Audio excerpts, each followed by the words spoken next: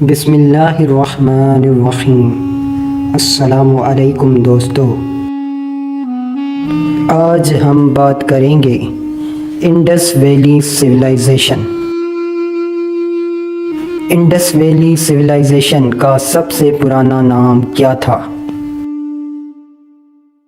کیونکہ اس کا یہ نام رومن امپائر نے اپنے دور میں رکھا تھا۔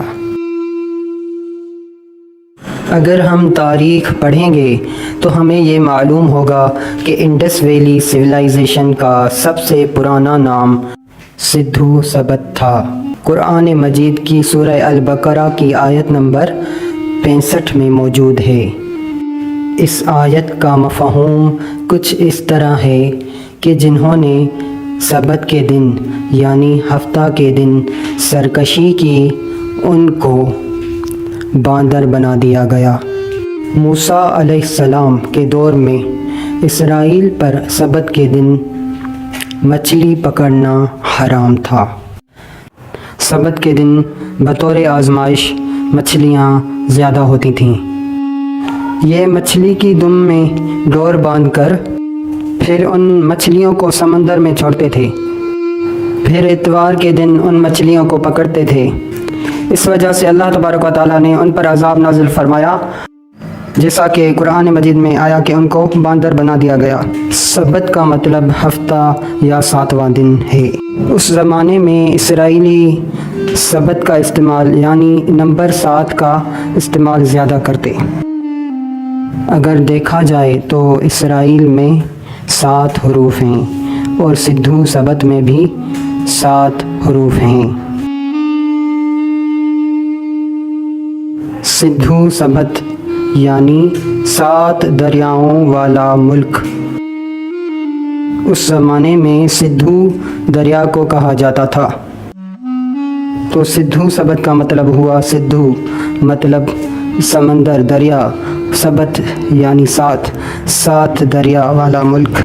جیسے پنج مطلب 5، آب مطلب دریا، پنج آب یعنی 5 دریا۔ اس زمانے میں پنجاب یعنی 5 دریا بھی سندھو سبت میں شامل تھے۔ اب شروع سے بات کرتے ہیں۔ حضرت ابراہیم علیہ السلام کے 2 بیٹے، ایک اسحاق علیہ السلام، دوسرا اسماعیل علیہ السلام۔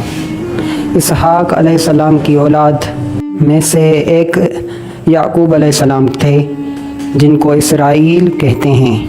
اسرائیل یعنی حضرت یعقوب علیہ السلام کے 12 بیٹے تھے، جن کے نام یہ ہیں: روبن، شمعون، لاوی، یہودا، اشکار، زبولون، جد، آشر، یوسف، دان، بنیامین اور نفتالی۔ بنیامین اور یہودا کو چھوڑ کر باقی 10 قبیلوں کو شاہ سور نے قید کیا تھا۔ یاد رہے کہ لاوی وہ تھا جس نے اپنے بھائیوں کو کہا تھا کہ یوسف کو کنویں میں پھینک دو، اس کو قتل نہ کرو بلکہ کنویں میں پھینک دو تاکہ قافلے والے آئیں اسے لے جائیں۔ اسرائیل کے 10 قبیلوں کو شاہ سور نے قید کیا تھا۔ وہ رات کے وقت جیل کی دیوار توڑ کر بھاگے تھے۔ ان 10 قبیلے کے لوگوں کی کچھ نشانیاں حضرت حزقیل علیہ السلام نے بتائیں، بلکہ ان کو ان کے کچھ عمل کر کے بھی دکھائے،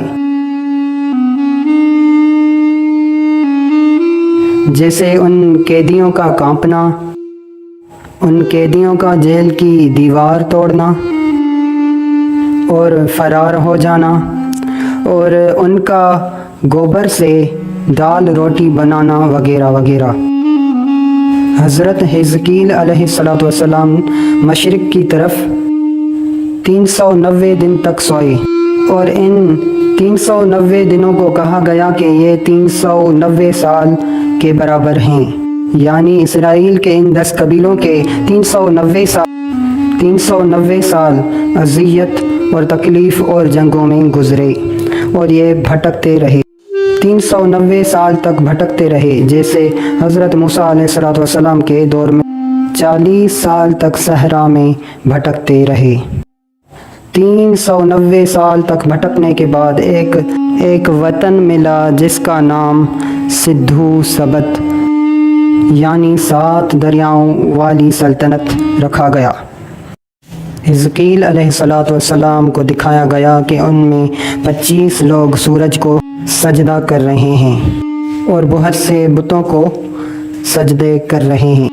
हिजकील अलैहिस्सलाम को दिखाया गया कि उनमें कुछ को चुना जा रहा है और उन पर निशान लगाया जा रहा है।